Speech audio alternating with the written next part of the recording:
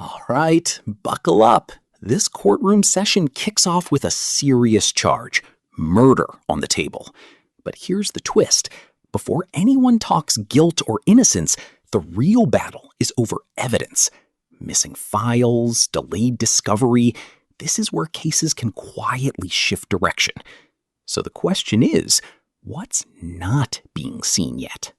Good morning, sir. Are you Germaine Duhan? Yes, ma'am. And Mr. Lewis, will your client waive the formal reading of the indictment? He does, yes. Mr. Duhan, in cause number 24 DCCR 2464, the state's elected to proceed on count 1 only.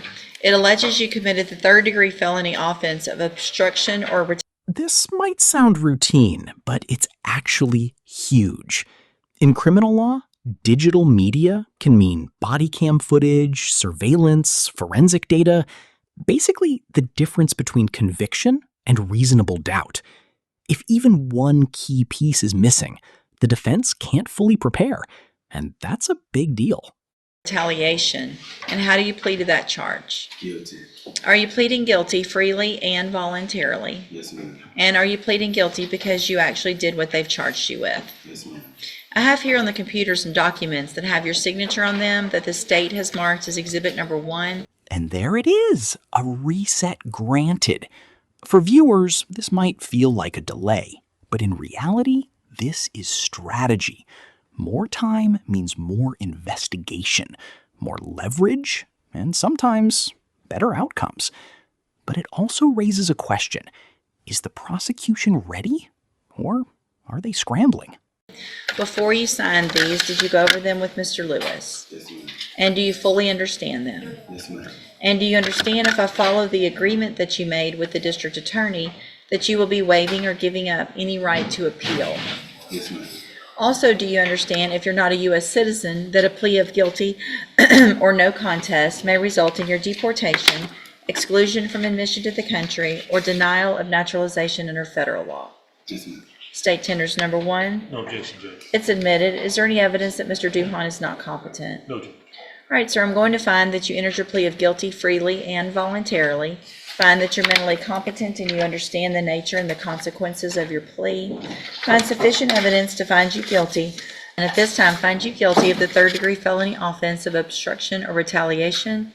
Sentence you in accordance with your agreement to a term of 5 years in the Institutional Division of the Texas Department of Corrections. You will receive credit on that sentence for any time that you've been in custody that the law gives you the right to receive. I'm handing you the trial court certification. That shows that this was an agreement that I followed, and so you have waived your right to appeal. I have also handed you a written admonishment regarding your ineligibility to possess a firearm or ammunition. Because of the judgment entered against you, you're ineligible under Texas law to possess a firearm or ammunition. Possession of a firearm or ammunition could lead to charges against you. Firearm is a legal term, and you should read the written admonishment I provide you to see what devices qualify as a firearm. If you have questions about the laws that make you ineligible to possess a firearm or ammunition, or about how long that lasts, you can talk to Mr. Lewis. All right? Good luck to you, sir. You can go back with the bailiff. Thank you, Mr. Lewis. Good morning. Good morning. You're Christopher Bushnell? Yes, ma'am. So, Mr. Bushnell, you were previously in court, entered pleas of guilty to the third-degree felony offense of evading arrest or detention with the use of a vehicle, and the second-degree felony offense of engaging in organized criminal activity. Those were for agreements of a 10-year probation deferred in each of those cases. I have received the pre-sentence report. Has everyone had an opportunity to review that report? Yes, Your Honor. Are there any additions or corrections to the report? Just that it may indicate that he doesn't take full responsibility, but after speaking with him, he does take full responsibility for his actions and involvement in both cases.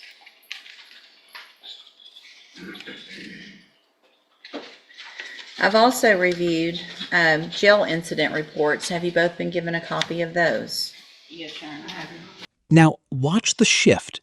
We go from a procedural delay to a deeply personal moment. This next defendant isn't arguing evidence. He's fighting for mercy. And in court, that's a completely different game.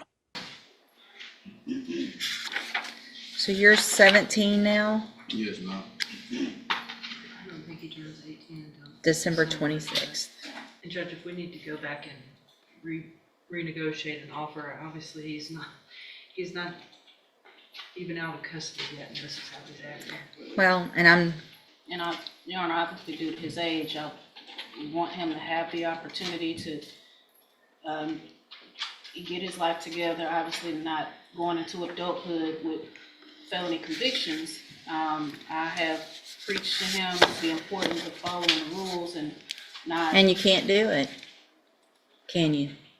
Okay. You cannot. 21 incident reports since January 25th of this year. 21. Fighting, calling officers names, stealing food, instigating fights, being a bully to. This is where things get complicated. The defense is painting a picture of hardship, homelessness, mental health struggles, no support system. But here's the tough reality. Courts hear these stories every day. The real question is, does the judge see accountability or just excuses? Other people in the dorm. Ridiculous. So if you can't follow rules in the jail, what makes you think you're going to come in here and I'm going to say, sure, go be on probation out in our community? After y'all shot gun, I mean, this is serious. I'm tired of the shootings. I'm tired of people, you could have killed somebody. And because you accidentally didn't kill somebody, you get to get a probation. Not today. If I could send you to ISF, I would consider it. I can't. At this point, I'm going to reject the plea agreements. We will set the cases for a review in about 30 days. Let's see where we are, go over his options, y'all talk. If I can always do, upfront time, but we've got to get to a certain point where that would make sense. And so at this time, I'm just going to reset the cases. Again, I'm rejecting these plea agreements. And let me tell you, you get more of these, it's only going to get worse. I'm going to see them. A jury's probably going to see them a jury will see them if you go to trial. And you're going to end up in prison for up to 20 years because you can't follow the rules in our jail and you're acting like a little punk. So go stop acting like a punk, prove that you can behave, then we'll see what happens. When you come back next, I'll see how many of these I have. Go back with the bailiff. Mr. Blunt, you're on probation for an extremely serious offense. I could be sending you to prison today for a very long time for violating your probation. Sounds like probation's willing to work with you. You've done some positive things while you're on probation, which are good, that you are going to treatment. You've made a great deal of progress. Those are the things that I'm really concerned about, but they're not the only things I'm concerned about. You've got to follow all of the rules, not just some of them. You've got to get this drug deal kicked. If you don't, you're going to go to prison over drugs instead of really what you or the underlying offense is. Do you understand? Yes, ma'am. We're going to give you the opportunity. We're going to give you treatment. You take advantage of it and change that part of your life. Great. If you don't, you're back in here and this is going to be zero tolerance. There's no messing up at this point. Yes, ma'am. Do you understand? Yes, ma'am. If the treatment that you're getting through JCDI is not enough, it's going to be up to you to be a grown-up and go to probation and say, I'm feeling tempted, I need more help. Nobody wants to go into custody for more help, but it's better to go in for 90 days than it is to go to prison for up to 20 years, right? Okay, so in cause number 15-21380, I'm going to find that you entered your pleas of true to counts 2 and 3 freely and voluntarily. Find those counts true. Find sufficient evidence to find you guilty and revoke your probation, but I'm not going to do that. I'm going to follow the recommendation of the district attorney in probation and continue you on probation in order that you enter and successfully complete the cognitive track of the ISF program. And then when you're released, you will enter and successfully complete the JCDI program. These programs are doing two different things. The first one is to help you make better decisions. It's about thinking and making better decisions.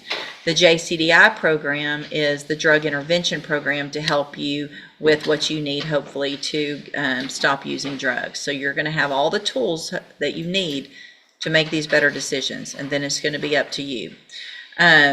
Continue doing everything you're supposed to through your treatment and other things like that. It sounds like that hasn't been an issue. You're still on a deferred probation. You're still not convicted of this offense.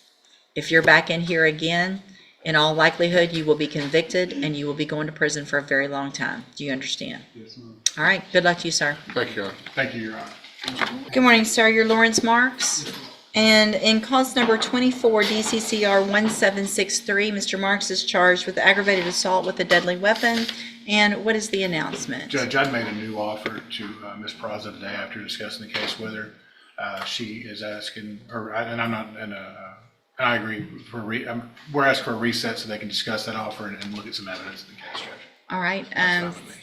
Okay, so I'll do one last reset. We will get an announcement, make sure, go over everything with Mr. Marks. Mr. Marks, when Ms. Praza comes to visit with you, she'll give you all your options, show you everything, and then we'll get an announcement at the next court date, whether or not it's going to be a plea or a trial, okay? And what I'd stated was I would keep the new offer open for one more. Okay, court perfect. case and then- Perfect. All right, thank you, sir. You can go back with the bailiff. All right. Thank you, Judge.